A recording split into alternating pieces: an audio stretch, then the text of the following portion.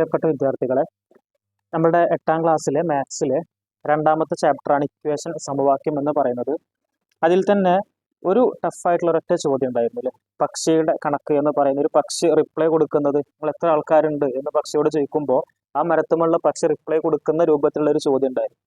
കുറച്ച് പ്രയാസം തോന്നിച്ച ഒരു ചോദ്യം ആയതുകൊണ്ടാണ് ഇനി അത് പരീക്ഷയുടെ തലേ ദിവസങ്ങളൊക്കെ വീട്ടിൽ നിന്ന് പഠിക്കുന്ന സമയത്ത് നിങ്ങൾക്ക് ഓർമ്മ കിട്ടിയില്ലെങ്കിലോ എന്ന് വിചാരിച്ചിട്ടാണ് നമ്മൾ ഇങ്ങനെ ഒരു സെക്ഷൻ ചെയ്യുന്നത്. അപ്പോൾ അതുകൊണ്ട് ശരിക്കും ഒന്ന് ശ്രദ്ധിക്കുക. എല്ലാ കുട്ടികളും ഒരിക്കൽ കൂടി ആ ഒരു ചോദ്യം എങ്ങനെയാണ് ചെയ്യുക എന്നുള്ളത് നോക്കുക. ഒരു നോട്ട് പുസ്തകവും പേനയൊക്കെ മുന്നിൽ വെച്ചിട്ട് ഈ ചോദ്യത്തിന്റെ ഉത്തരം ഒരു പ്രാവശ്യം കൂടി നമുക്ക് ഒന്നുകൂടി ചെയ്ത് നോക്കാം. അപ്പോൾ എല്ലാ കുട്ടികളും ശ്രദ്ധിക്കുക. നോക്കി, ഇതാണ് നമ്മളുടെ ചോദ്യം വരുന്നത്.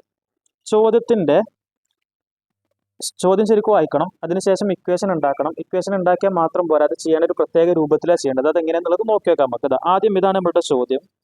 പക്ഷിയോട് ചോദിക്കുക നിങ്ങൾ എത്ര ആളുകളുണ്ട് എന്നുള്ളത് ചോദിച്ചപ്പോൾ പക്ഷി മറുപടി പറയാണ്. പക്ഷി എന്താ മറുപടി പറയണത്? We and us again with half of us and half of that with one more would make 100 എന്നുള്ളതാണ്. പല ആൾക്കാർക്കും ഒറ്റയടിക്ക് ഇങ്ങനെ വായിക്കുമ്പോൾ എന്താ അതിന്റെ അർത്ഥം എന്ന് മനസ്സിലാവില്ല. മലയാളം ഒന്ന് വായിച്ചു നോക്കിയൊക്കെ നമുക്ക്. ഞങ്ങളും ഞങ്ങളോളവും ഞങ്ങളിൽ പകുതിയും അതിൽ പകുതിയും ഒന്നും ചേർന്നാൽ 100 ആകും എന്നുള്ളതാണ്. ഇതിനെങ്ങനെ ഇക്വേഷൻ ആക്കി മാറ്റാം എന്നുള്ളതൊന്ന് നോക്കി വെക്കാം നമുക്ക്. ശരിക്കും ശ്രദ്ധിച്ചിട്ടോ. ഞാൻ ആദ്യം ഇതിന്റെ മലയാളം വെച്ചിട്ടൊന്ന് പറഞ്ഞുതരാം, അതിനുശേഷം ഇംഗ്ലീഷും പറഞ്ഞുതരാം. ശരിക്കും ശ്രദ്ധിക്കുക. ഇതാണ് മലയാളം അല്ലേ. ഞങ്ങളും, അപ്പൊ എത്ര ആൾക്കാരുണ്ട് എന്നാ പറയണത്? ഞങ്ങൾ കുറച്ച് ആൾക്കാരാ മരത്തുമുണ്ട്. ഈ ഞങ്ങൾ എത്ര നമുക്കറിയില്ലല്ലോ, അറിയാത്ത സംഖ്യ നമ്മൾ എന്തായിട്ട് എടുക്കുക? എക്സ്. അപ്പൊ ഞങ്ങളും, അതായത് എക്സ് ആളുകൾ ഞങ്ങളെയുമുണ്ട്.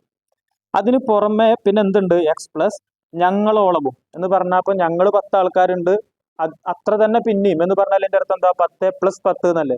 ഇവിടെ എക്സ് എന്ന് പറയുന്ന ഞങ്ങളും പിന്നെ ഞങ്ങളോളവും, അതായത് വീണ്ടും എക്സ് കൂട്ടണം ഞങ്ങളിൽ പകുതിയും.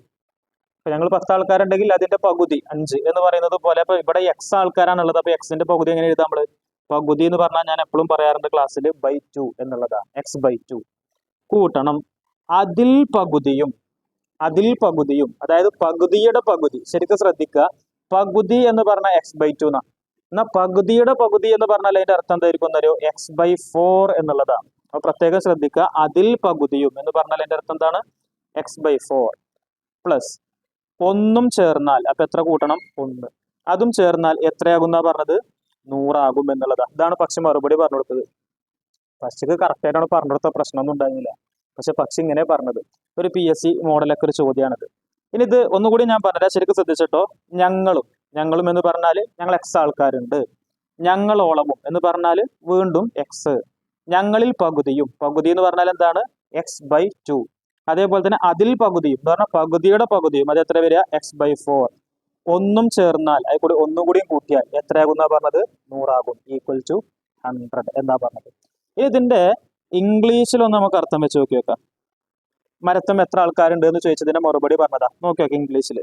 വി ഞങ്ങൾ എന്ന് പറഞ്ഞാൽ എന്താണ്? ഇതാ X plus as again as again ഞങ്ങൾ വീണ്ടും എന്ന് പറഞ്ഞാൽ വീണ്ടും എക്സ്, അഗെയിൻ എക്സ് അല്ലെ, വീണ്ടും x with half of us ഞങ്ങളുടെ പകുതി എന്ന് പറഞ്ഞാൽ ഹാഫ് എന്ന് പറഞ്ഞാൽ എന്താണ്? പകുതി എന്ന് പറഞ്ഞാൽ /2 ആൻഡ് ഹാഫ് ഓഫ് ദാറ്റ് പകുതിയുടെ പകുതിയും. ഞാൻ നേരത്തെ പറഞ്ഞു പകുതിയുടെ പകുതി എന്ന് പറഞ്ഞാൽ എന്താ കൊടുക്കേണ്ടത്? x/4 എന്നാ കൊടുക്കേണ്ടത്. പ്ലസ് വിത്ത് വൺ മോർ പിന്നെ ഒന്നും കൂടി കൂടിയാൽ എത്രയാകുന്ന പറഞ്ഞത്? Would make 100. എത്രയാകുന്ന പറഞ്ഞത്? 100 ആകും എന്നാണ് പറഞ്ഞത്. ഇതാണ് ഇക്വേഷൻ. ഇങ്ങനെയാണ് സമവാക്യം ഉണ്ടാക്കുക. ഇനി ഇത് സോൾവ് ചെയ്ത് എക്സിന്റെ വാല്യൂ കണ്ടുപിടിക്കണം. ശരിക്കും ശ്രദ്ധിക്കുക. ഇത് സാധാരണ ചെയ്യുന്ന പോലെ തന്നെ നമുക്ക് ചെയ്യാൻ കഴിയില്ല. അപ്പൊ ഞാൻ ഇതിന്റെ ഈ ഒരു ഇക്വേഷൻ ഞാനത് അപ്പുറത്തെ പേജിൽ ഒന്നെടുത്ത് എഴുതുകയാണ്. കുറച്ചടിയേക്ക് ഇങ്ങനെ തോന്നെ ലോങ് ആയിട്ട് ചെയ്യാനുള്ളത് കൊണ്ടാണ് ഞാൻ താഴത്തേക്ക് എടുത്ത് എഴുതുന്നത്. നോക്കിക്കോട്ടെ, നമ്മൾ ഇക്വേഷൻ മറന്നോ? ഇല്ലല്ലോ. ഞാനിവിടെ എഴുതുകയാണ്. ഇതന്നെയല്ലേ എന്നുള്ളതും ചെക്ക് ചെയ്തിട്ട് നിങ്ങൾ. ഞങ്ങൾ, അതേപോലെ തന്നെ ഞങ്ങളോളം എന്ന് പറഞ്ഞാൽ വീണ്ടും എക്സ്, പിന്നെ എന്താ ഉണ്ടായത്? ഞങ്ങളിൽ പകുതി, അതായത് x/2 കൂട്ടണം അതിൽ പകുതിയും എന്ന് പറഞ്ഞാൽ എന്താ വരിക? അതിൽ പകുതി എന്ന് പറഞ്ഞാൽ എന്താ വരിക? x/4. അതിൽ കൂടെ ഒന്നും കൂടിയും കൂട്ടിയാൽ എത്രയാകുന്ന പറഞ്ഞത്?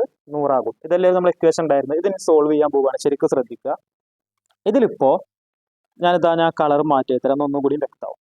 ഇവിടെ ഇപ്പൊ നമുക്കുള്ളത് ഇതൊക്കെ ഫ്രാക്ഷൻ ഫോമിലല്ലേ, ഭിന്നസംഖ്യ രൂപത്തിലല്ലേ ഇതൊക്കെ ഉള്ളത്? x/2 x/4 ഇത് രണ്ടും എന്ത് രൂപത്തിലുള്ളത്? ഭിന്നസംഖ്യ ഫ്രാക്ഷണൽ ഫോമിലുള്ളത്. ഇതൊന്നും അങ്ങനെയല്ല കിടക്കുന്നത് ആണോ? അല്ല, ഈ 3 എണ്ണം അങ്ങനെയല്ല കിടക്കുന്നത്. അപ്പൊ നമുക്ക് അതിനെയും കൂടിയും ഫ്രാക്ഷണൽ ഫോമൊക്കെ ഒന്ന് എഴുതാം, എന്നാൽ ചെയ്യാൻ എളുപ്പം. അപ്പൊ എങ്ങനെ ചെയ്യാൻ നോക്കട്ടോ. ഇതിന്റെ ഒക്കെ താഴത്ത് എന്തിട്ട് ഇവിടെ ഒന്നും ഇല്ലല്ലോ. അപ്പൊ താഴത്ത് /1 ഇട്ട് കൊടുക്കുക. ഇതിന്റെയും താഴത്ത് എന്തിട്ട് കൊടുക്കുക, ബൈ ഒന്നിട്ട് കൊടുക്കുക.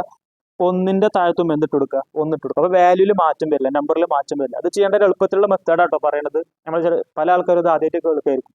അപ്പൊ എന്താ ചെയ്തത്, നമ്മളിപ്പോ ഇത് നോക്കുമ്പോൾ x/2 x/4 അത് താഴെ മേലെ നമ്പറുള്ള രൂപത്തിലാണ് കിടക്കുന്നത്. ബാക്കിയുള്ളതൊന്നും അങ്ങനെയല്ല കിടക്കണം. അപ്പൊ നമ്മൾ അതിനെയും കൂടി അങ്ങനെ ആക്കി എന്ത് കാട്ടിയാൽ മതി, എല്ലാത്തിന്റെയും താഴത്തു കൂടി ഒരു ഒന്നിട്ട് കൊടുത്തു.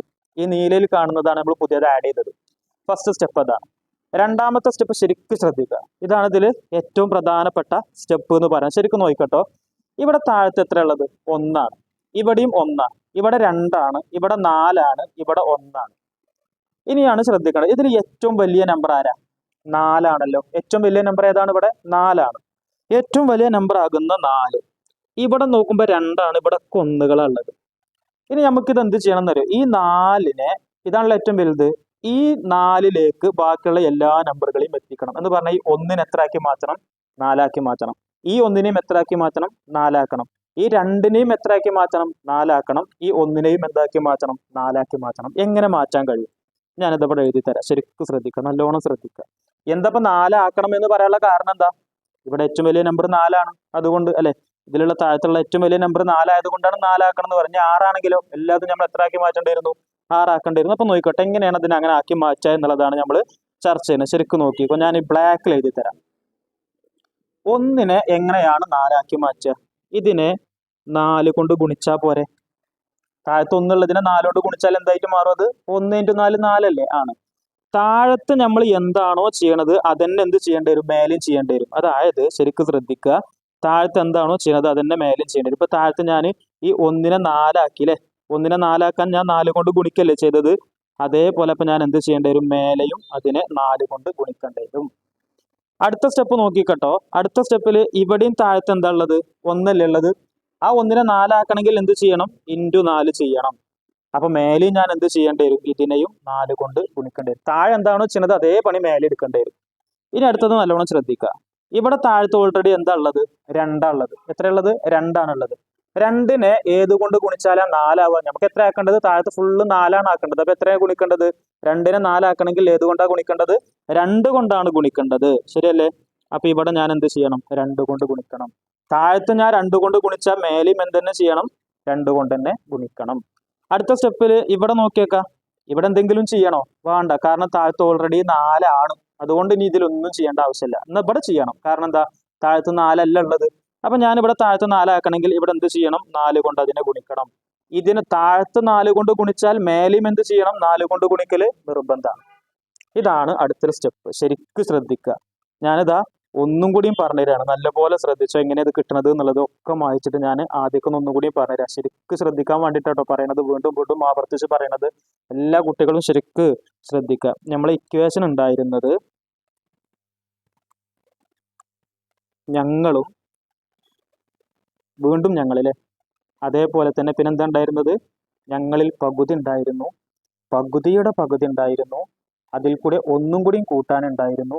അത്ര ആയാൽ ഞങ്ങൾ എത്ര ആൾക്കാരുണ്ട് എന്നാ പറഞ്ഞത്, 100 ആൾക്കാർ. ഇതായിരുന്നു നമ്മൾ ഇക്വേഷൻ ഉണ്ടായിരുന്നത്. ഇതിനെയാണ് നമ്മൾ എന്താക്കി മാറ്റുന്നത്. ഇനി ഇപ്പോൾ ഇവിടെ ശ്രദ്ധിക്കുക, ഇവിടെ താഴത്ത് കൂടെ ഒന്നും ഇപ്പം എന്തില്ല, ഇതിനൊന്നും ഫ്രാക്ഷൻ താഴത്തെ നമ്പറുകളില്ലല്ലോ. ഒന്ന് നോക്കുമ്പോൾ ഇവിടെ താഴത്തെ നമ്പർ ഉണ്ട്, ഇവിടെയും താഴത്തെ നമ്പർ ഉണ്ട്, ഫ്രാക്ഷണൽ ഫോമിലാണ് ഉള്ളത്.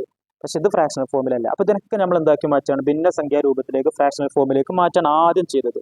എങ്ങനെ നമ്മൾ അങ്ങനെ ചെയ്തത് നോക്കട്ടോ. ഞാൻ റെഡിൽ എഴുതുന്നതാണ് നമ്മൾ ആദ്യം ചെയ്യുന്ന മാറ്റം. ശരിക്കും ശ്രദ്ധിക്കുക. താഴത്ത് ഞാൻ എന്തിട്ട് കൊടുത്തു, ഇവിടെ ഒരു 1 ഇട്ട് കൊടുത്തു. ഇവിടെയും ഞാൻ എന്തിട്ട് കൊടുത്തു, 1 ഇട്ട് കൊടുത്തു. ഇവിടെയും ഞാൻ എന്തിട്ട് കൊടുത്തു, 1 ഇട്ട് കൊടുത്തു. ഇതാണ് ആദ്യം ചെയ്ത കാര്യം എന്ന് പറയുന്നത്. ഓക്കെ അല്ലേ. ഇനി ഞാൻ അടുത്ത് ചെയ്യാൻ പോണ കാര്യം എന്താണ്, ഇതിലുള്ള ഏറ്റവും താഴത്തുള്ളതിൽ ഏറ്റവും ചെറിയ ഏറ്റവും വലിയ നമ്പർ ഏതാണ്, 4ആണ്. അപ്പൊ താഴത്തുള്ള ഇനി ബാക്കിയുള്ള ഈ 1നെ 4 ആക്കണം, ഈ 1നെയും 4 ആക്കണം, ഈ 2നെയും 4 ആക്കണം, ഈ താഴത്തുള്ള 1നെയൊക്കെ 4 ആക്കി മാറ്റണം. അതാണ് അടുത്ത സ്റ്റെപ്പ്. അപ്പൊ അത് ചെയ്യാൻ വേണ്ടിയിട്ട് ഞാൻ എന്താ കാട്ടേണ്ടത്, ഇവിടേക്ക് നോക്കിക്കോ, ശരിക്കും ശ്രദ്ധിക്കുക. ബ്ലാക്കിൽ എഴുതുന്നുണ്ട്. താഴത്തുള്ള ഈ 1നെ 4 ആക്കണമെങ്കിൽ ഞാൻ 4 കൊണ്ടാണ് ഗുണിക്കേണ്ടത്. അങ്ങനെയാണെങ്കിൽ മേലെയും ഞാൻ എന്തെന്നെ ചെയ്യണം, ഇതിനെയും 4 കൊണ്ട് തന്നെ ഗുണിക്കണം. താഴത്ത് എന്താണോ ചെയ്യുന്നത് അത് മേലെയും ചെയ്യണം എന്നുള്ളതാണ് നിയമം. അങ്ങനെയാണെങ്കിൽ ഈ 1നെയും 4 ആക്കണം. അപ്പൊ സ്വാഭാവികമായിട്ടും ഈ എക്സിനെ ഞാൻ എന്ത് ചെയ്യേണ്ടി വരും, 4 കൊണ്ട് ഗുണിക്കേണ്ടി വരും. ഇവിടെ 2ആണ്. 2നെ 4 ആക്കി മാറ്റണമെങ്കിൽ 2 കൊണ്ട് ഗുണിച്ചാൽ മതി, ഒരേ മതി. അങ്ങനെയാണെങ്കിൽ ഇവിടെ ഞാൻ എന്ത് ചെയ്യേണ്ടി വരും, 2 കൊണ്ട് തന്നെയാണ് ഗുണിക്കേണ്ടത്. താഴത്തെ ഏതാണോ ഗുണിക്കുന്നത് തന്നെ മേലെ. ഇവിടെ ഒന്നും ചെയ്യണ്ട, കാരണം അവിടെ ഓൾറെഡി താഴത്ത് 4 ആണ്. ഇവിടെ ഈ 1നെ 4 ആക്കണമെങ്കിൽ എന്ത് ചെയ്യണം, 4 ആക്കണമെങ്കിൽ 4 കൊണ്ട് ഗുണിക്കണം. അപ്പൊ മേലെയും എന്ത് തന്നെ ചെയ്യണം, 4 കൊണ്ട് മൾട്ടിപ്ലൈ ചെയ്യണം. ഇതാണ് സ്റ്റെപ്പ് ഉണ്ടായിരുന്നത്. ഓക്കെ അല്ലേ? ഇനി അടുത്ത സ്റ്റെപ്പൊക്കെ നമ്മൾ പോവുകയാണ്. അടുത്ത സ്റ്റെപ്പിൽ എന്താ ചെയ്യണം എന്നുള്ളത് ശരിക്കും ശ്രദ്ധിക്കുക.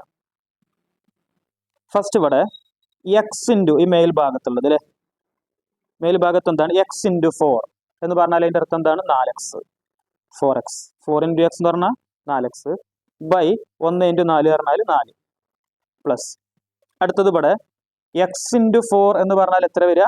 വീണ്ടും 4x ബൈ 1 ഇൻറ്റു 4 എന്ന് പറഞ്ഞാൽ 4 കൂട്ടണം എക്സ് ഇൻറ്റു 2 എന്ന് പറഞ്ഞാൽ എന്താ വരിക? 2x ബൈ 2 ഇൻറ്റു 2 പറഞ്ഞാൽ 4 പ്ലസ് എക്സ് ബൈ 4 അത് അതുപോലെ എഴുതിയാൽ മതി പ്ലസ് 1 ഇൻറ്റു 4 എന്ന് പറഞ്ഞാൽ 4 ബൈ 1 ഇൻറ്റു 4 പറഞ്ഞാൽ 4 ഈക്വൽ ടു 100. ശരിയല്ലേ? ഇതാണ് ഇതിന്റെ അടുത്തൊരു സ്റ്റെപ്പ് എന്ന് പറയുന്നത്. ഇമ്പോർട്ടന്റ് സ്റ്റെപ്പാണ്, ശരിക്കും മനസ്സിലാക്കുക. ഇനി അടുത്തൊരു ഭാഗം നോക്കുക. ഇതിന്റെ അടുത്ത സ്റ്റെപ്പ് എന്താ ചെയ്യുന്നത് നോക്കിക്കോട്ടെ. ഇപ്പൊ നമ്മൾ എന്തിനാന്ന് വരും താഴത്തൊക്കെ 4 ആക്കിയില്ല, എല്ലാം അതും 4 അല്ലേ താഴത്ത് വന്നിട്ടുള്ളത്. അങ്ങനെ 4 ആക്കിയത് എന്തിനാന്നുള്ളത് നമുക്ക് മനസ്സിലാക്കുക. അതിന് വേണ്ടി ഞാൻ അടുത്ത സ്റ്റെപ്പ് ചെയ്യാൻ വേണ്ടിയിട്ടാണ് അങ്ങനെ ആക്കുന്നത്. എന്താണ് ചെയ്യുന്നത് നോക്കിക്കോട്ടെ. ഇവിടെ നോക്കിക്കോ, ഇവിടെ ഒരു 4x, ഇവിടെ 4x, 4xും 4xും എത്ര x ആയി? അപ്പോൾ 8x ആയി അല്ലെ? 4x കൂട്ടണം 4x ടോട്ടൽ എത്ര? 8x ആയി. വീണ്ടും അതിൽ കൂടെ 2x കൂടിയും കൂട്ടാൻ പറഞ്ഞു. അപ്പൊ എത്രയായി? 10x ആയി. പിന്നെ ഇവിടെ ഒരു x ഉണ്ട്, അതും കൂടിയും കൂട്ടിയാൽ എത്ര x ആയി? 11x ആയി. എന്താ പറഞ്ഞത്? 4xും ഈ 4xും കൂട്ടിയാൽ എത്രയായി? 8x ആയി. അതിൽ കൂടെ വീണ്ടും 2x കൂട്ടിയാൽ എത്ര x ആയി? 10x ആയി. പിന്നെ ഈ ഒരു എക്സും പാടെ കൂട്ടിയാൽ എത്ര x ആയി? 11x ആയി. അപ്പൊ ഞാൻ അടുത്ത സ്റ്റെപ്പിൽ എഴുതി നോക്കട്ടോ. 11x കൂട്ടണം. അപ്പൊ നോക്കിക്കോട്ടെ എന്താ കാട്ടിയത്? ആദ്യം ഞാനിതാ ഈ 4xും ഈ 4xും അപ്പൊ എത്ര x ആയി? 8x ആയി. ഈ 2x 10x ആയി. ഇതും കൂടിയും കൂട്ടിയോ 11x ആയി. കൂട്ടണം, ഇവിടെ ഒരു 4 ഉണ്ട്, അപ്പൊ അതും കൂടി ഞാൻ എടുത്ത് എഴുതി. ഇനി താഴത്ത് എഴുതി നോക്കട്ടോ. ബൈ താഴത്ത് നമ്മൾ വിചാരിക്കും ഈ 4കൾ ഒക്കെ കൂട്ടി എഴുതുക വേണ്ടത്. അങ്ങനെയല്ല, മാത്സിന്റെ ശാസ്ത്രം പറഞ്ഞത് അങ്ങനെയല്ല. താഴത്ത് എല്ലാതും ഒരേ നമ്പർ ആണെങ്കിൽ അങ്ങനെ ആക്കിക്കാണ് നമ്മളില്ലേ, ഒരേ നമ്പർ ആക്കിക്കുക. താഴത്ത് എല്ലാതും 4 ആണെങ്കിൽ നിങ്ങൾ താഴത്ത് ഇവിടെ ഒറ്റ 4 ഇട്ട് കൊടുത്താൽ മതി എന്നുള്ളതാണ് മാത്സ് പറയുന്നത്. ഓക്കെ അല്ലേ? Equal to 100. ഈ 100 ആണ് ഈ എഴുതിയത്. ഓക്കെ അല്ലേ? അപ്പൊ എന്താ ചെയ്തത്? ഇതൊക്കെ പാടെ ഞാൻ കൂട്ടില്ലേ, ഇതൊക്കെ കൂട്ടിയിട്ട് ഇവിടെ എഴുതി. താഴത്ത് ബൈ ഒന്നിച്ചിട്ടിട്ട് ഒക്കെ 4, അതുകൊണ്ട് താഴത്തൊരു 4 ഇട്ട് കൊടുത്തു. ഈക്വൽ ടു 100 എന്ന് എഴുതി. അടുത്ത സ്റ്റെപ്പ് നോക്കാം നമുക്ക്. ഇനി നമുക്ക് ചെയ്യാൻ എളുപ്പമാണ്. എന്ത് ചെയ്യാ?